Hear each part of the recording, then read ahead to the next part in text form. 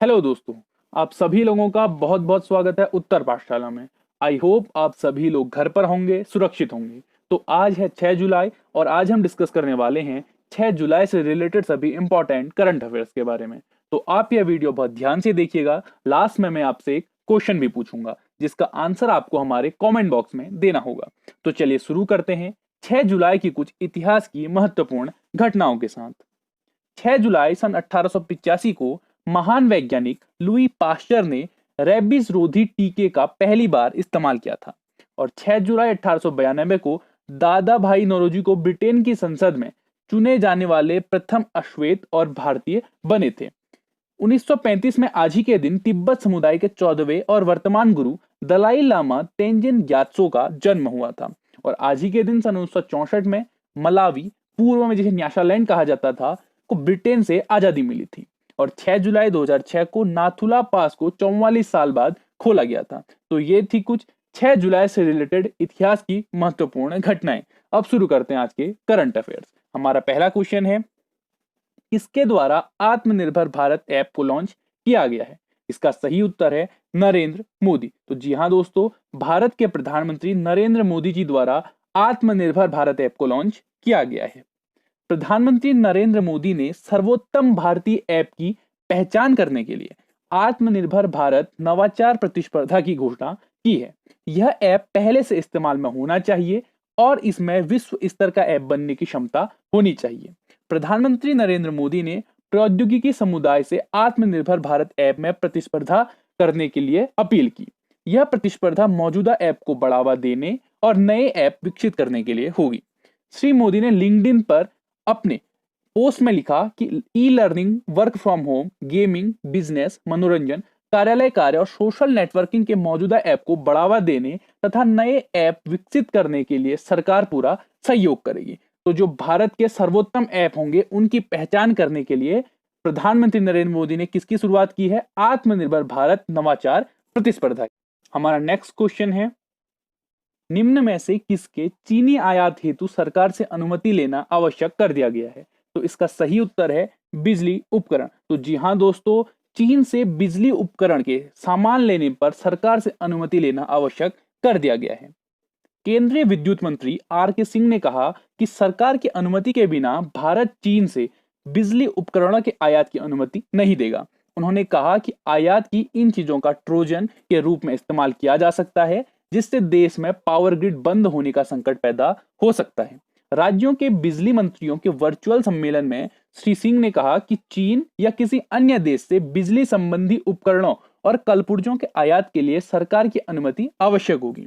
इस तरह की सभी चीजों का बिजली मंत्रालय द्वारा निर्धारित प्रमाणित प्रयोगशालाओं में गहन निरीक्षण किया जाएगा ताकि यह सुनिश्चित किया जा सके कि उनमें कोई मॉलवेयर, ट्रोजन्स या साइबर खतरा तो मौजूद नहीं है।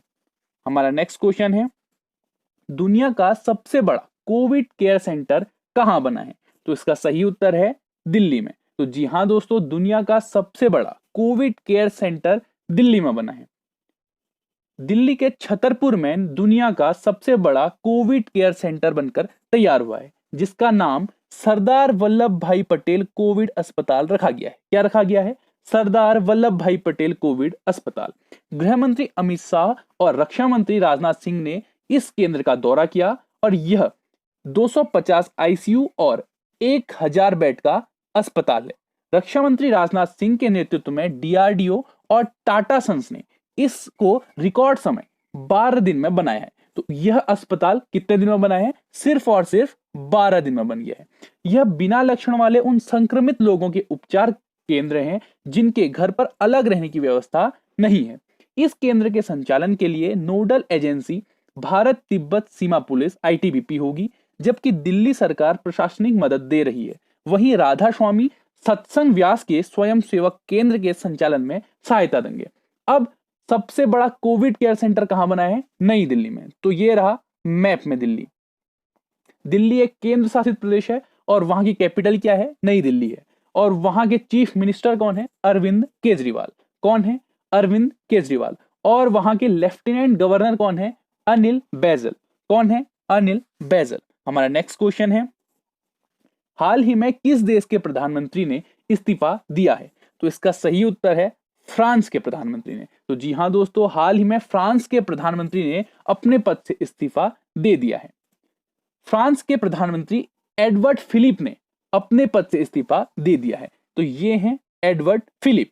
फ्रांस के प्रधानमंत्री एडवर्ड फिलिप ने सरकार के साथ इस्तीफा दे दिया है। उन्होंने 3 जुलाई 2020 को अपना इस्तीफा राष्ट्रपति के सामने रखा था और राष्ट्रपति ने जिसे स्वीकार कर लिया।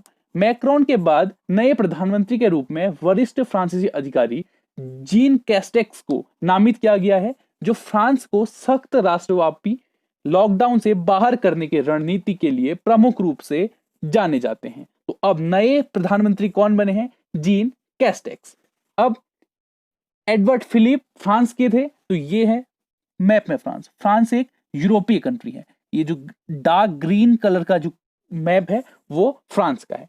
तो फ्रांस यूरोपीय कंट्री है और वहां की कैपिटल क्या है? वहां की कैपिटल है पेरिस और वहां की करेंसी क्या है? यूरो या CFA फ्रैंक। और वहां के राष्ट्रपति कौन है? Emmanuel Macron. कौन है? Emmanuel Macron. हमारा नेक्स्ट क्वेश्चन है, किसके द्वारा यूनिसेवियर बॉक्स को विकसित किया गया है? इसका सही उत्तर है IIT रुड़की। तो जी हां दोस्तों, IIT रुड़की के द्वारा यूनिसेवियर बॉक्स को विकसित किया गया है। IIT रुड़की के शोधकर्ताओं ने एक कीटाणु शोधन बॉक्स विकसित किया है, जिसका उपयोग व्यक्तिगत सामान, चिकित्सा उपकरण, PPE किट, कपड़ों आदि के लिए किया जा सकता है। इसे यूनिसेवियर बॉक्स कहा जाता है। इसमें विशेष रूप से डिजाइन किए गए अत्यधिक परावर्तक ज्यामिति के साथ लेपित एक धातु शामिल है, जो व्यक्तिगत सामानों को कीटाणुरहित करने के लिए पराबैंगनी प्रकाश के कैलिब्रेटेड मार्ग की स्थापना करता है। अब ये किसने किया है? IIT रुड़की ने, जो कहाँ है? उत्तराखंड के रुड़की में है। इसकी स्थापना सन 1847 में Thomson college of civil engineering के रूप में हुई थी और 1949 में इसे यूनिवर्सिटी का स्टेटस दिया गया था। 2001 में इसे देश की 7वीं IIT घोषित किया गया था। यह एशिया का दूसरा सबसे पुराना टेक्निकल इंस्टीट्यूट है। तो एशिया का सबसे पुराना दूसरे नंबर का टेक्निकल इंस्टीट्यूट कौन सा है? IIT रुड़की। हमारा नेक्स्ट क्वेश्चन है, किसे आंध्र प्रदेश का नया सूचना आयुक्त नियुक्त किया गया है? तो आंध्र प्रदेश का नया मुख्य सूचना आयुक्त नियुक्त किया गया है रमेश कुमार को। आंध्र प्रदेश के राज्यपाल विश्वभूषण हरिचंदन ने P रमेश कुमार को राज्य का मुख्य सूचना आयुक्त नियुक्त किया है। उन्होंने सूचना के अधिकार अधिनियम 2005 के तहत रेपाला श्रीनिवास राव को आंध्र प्रदेश सूचना आयोग में आयुक्त के रूप में नियुक्त किया। ये RTI अधिनियम के तहत आंध्र प्रदेश सूचना आयोग में सरकार द्वारा की गई पहली नियुक्तियां हैं। अब ये कहां किया गया? आंध्र प्रदेश में। तो ये रहा मैप में आंध्र प्रदेश। आंध्र प्रदेश की कैपिटल क्या है? अमरावती। और वहां के CM कौन है? YS जगनमोहन रेड्डी। और वहां के गवर्नर कौन है? विश्वभूषण हरिचंदन। कौन है? विश्वभूषण हरिचंदन। और आंध्र प्रदेश को किस नाम से जाना जाता है? धान का कटोरा भी कहा जाता है। और एक क्वेश्चन और बनता है कि भाषा के आधार पर गठित होने वाला पहला राज्य कौन सा है? तो भाषा के आधार पर गठित होने वाला पहला राज्य भी कौन है? आंध्र प्रदेश। हमारा नेक्स्ट क्वेश्चन है, the future of higher education पुस्तक का विमोचन किसके द्वारा किया गया है? तो इसका सही उत्तर है M वेंकैया नायडू। तो हमारे देश के उपराष्ट्रपति ने the future of higher education पुस्तक का विमोचन किया है।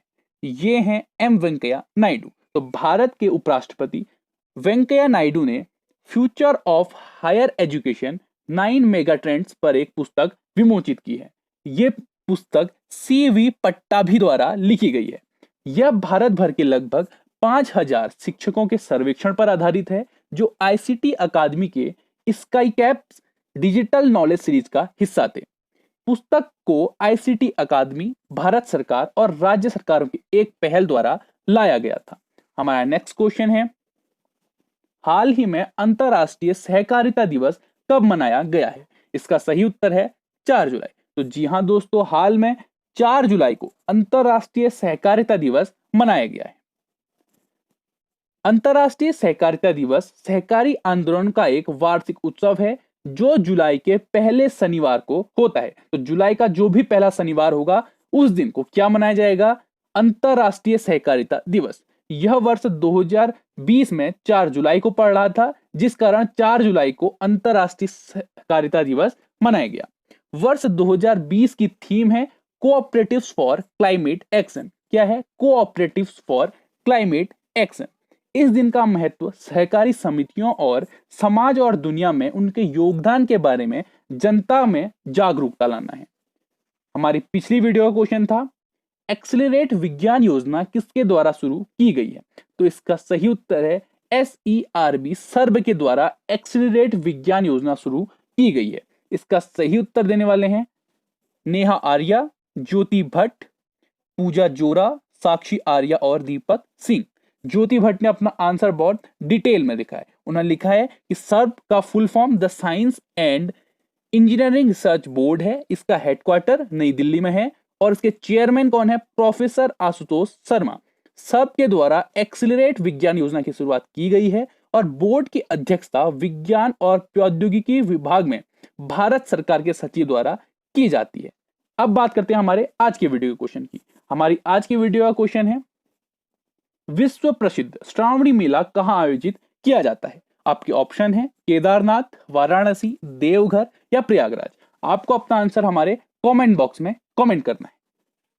आई होप आपको ये वीडियो पसंद आया होगा। अगर आपको ये वीडियो पसंद आया तो वीडियो को लाइक करें, शेयर करें और अगर आप हमारे चैनल पर नए हैं तो हमारे चैनल उत्तर पाठशाला को सब्सक्राइब करें। आप हमें हमारे सोशल मीडिया प्लेटफॉर्म पर भी फॉलो कर सकते हैं। हमारे सभी सोशल मीडिया प्लेटफॉर्म के लिंक इस वीडियो के डिस्क्रिप्शन में दिए हुए हैं। That's all for today. Thank you. Till next video.